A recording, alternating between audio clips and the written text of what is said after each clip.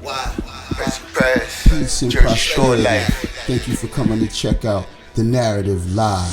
Hosted by your brother, friend, patriot, and fellow fighter, President Prez. Live from the Jersey Shore in Asbury Park. Let's get it. And the title of this episode is China won't condemn Russia on Ukraine. Is there something we don't know? Peace and great prosperity to my fellow American brothers and sisters. Thanks for sharing a moment with your brother on The Narrative Live, hosted by your friend, patriot, and digital soldier, President Prez. Live from the Jersey Shore, we streaming in Asbury Park. Yes, your brother is blessed and elect, fresh, and always living his best. Firstly, as always, I give all the praise and honor to the Most High God, our Father. And only by faith do I live, breathe, and have my being. Now, today is March 17th, 2022. And as I said, China won't condemn Russia on Ukraine, guys. So is there something we don't know? I got a few questions. Let me show you guys what I had in my mind. Why are we giving Ukraine cruise missiles and kamikaze drones? Huh? Why is America involved in multiple foreign crises when we have so many active crises currently at home? Tell me that. Why has the Federal Reserve raised our interest rates now, right now, for the first time in 3 years? How could there not be a huge risk when the Fed is raising rates on a slowing economy? Tell me that. Some don't know whether the pandemic is ending or not, and a huge portion of our small businesses have vanished because of policies implemented as a result of this pandemic. And still, the Fed wants to raise rates. How PrezUp. is it okay for Mr. Biden to offer our aid to any other countries when we are so fiscally inadequate and challenged economically? Huh, guys? And with the disastrous leadership we saw with the withdrawal from Afghanistan, how can we be assured of the future successes when there was no one held accountable for the prior failures? How can anyone ensure that our finances or military aid is actually getting to the Ukrainian people, guys? And not peoples of other foreign nations, including Russia, who may be seeking to intercept any assistance given to a nation that isn't even a member of NATO? What forces currently deployed in the region are capable of policy enforcement? You tell me. Now that China's position on Ukraine has been revealed by the Chinese ambassador scoffing at even the idea of condemning Russia for its special operations in Ukraine, China believes that creating assumptions about the circumstances regarding Russia's special operations in Ukraine is, quote, naive. Now, why would China believe this? What information does China have that our U.S. intelligence services and national media just don't? After only a short time researching, Prez, your boy, your patriot, your digital soldier, found a couple things out. It's become quite clear to me that Ukraine was and may still be one of the most corrupt and immoral nations in that region of the world, guys. It took only a few hours to find many speeches and historical documents from various leaders and credible journalists around the world on the blatant corruption, neo-Nazi takeover, and misuse of its justice system over there in Ukraine. Couple that with the fact that Joe Biden's son, Hunter, sat on a board of a Ukrainian energy company called PrezUp, which may just be a huge money laundering operation based in Ukraine, based on the fact that it isn't only Hunter Biden on that board, guys.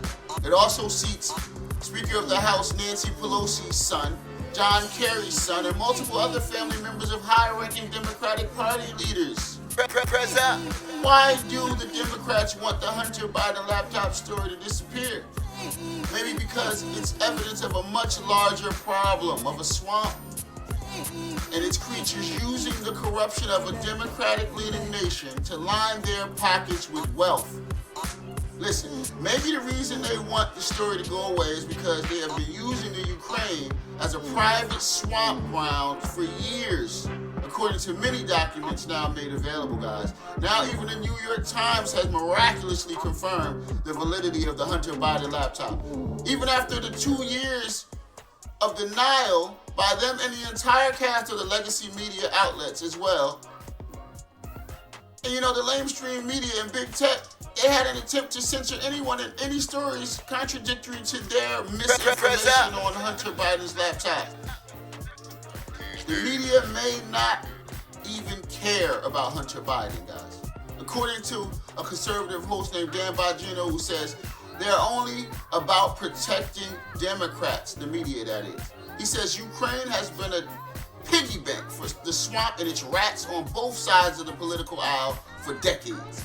They say if you were pro-Russian or even pro-European in Ukraine, you could make American lobbyists and swamp politicians a fortune by lobbying Congress for either side.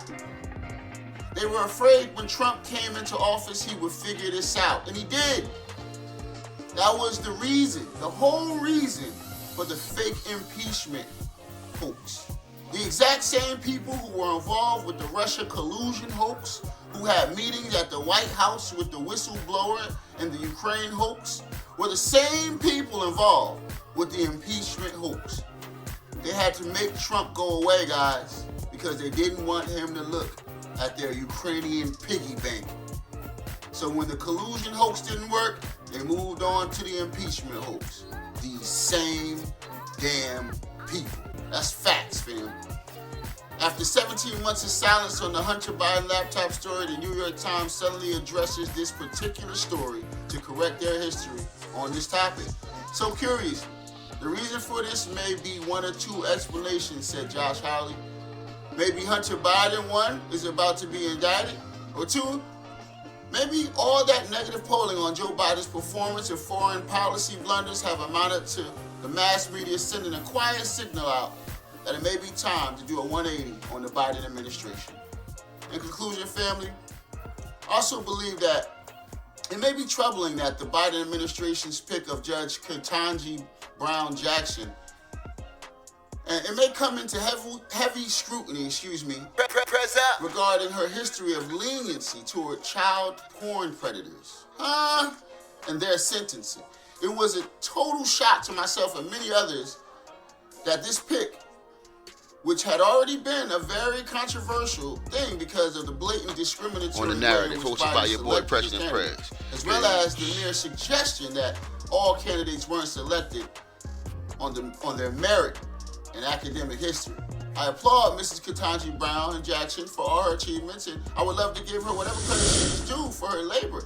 And still, I would never, ever confirm or seat anyone on the Supreme Court for a lifetime if their ethics allowed for her to favor any predator, great or small, over the safety of our children. Remember, Donald Trump said at the CPAC, guys, the Democrats have lost all credibility. They've proven during this time that their policies are a disaster and that their policies just don't work. Listen, brothers and sisters, keep God first and your faith in your family. The storm won't last always. The sun will come up in the morning. So with that in mind, let us continue together, leave our communities more beautiful and beneficial than we inherited. Man, Joe Biden been a racist. See you next time on The Narrative Live, hosted by your boy, brother and patriot, President Prez. Peace. The Narrative Live. Featuring your brother, friend, patriot, and fellow fighter, President Prez. At it with me on Tuesdays and Thursdays. Remember to subscribe to our channel to show support and keep God first in your life. Everything else will get right. One love.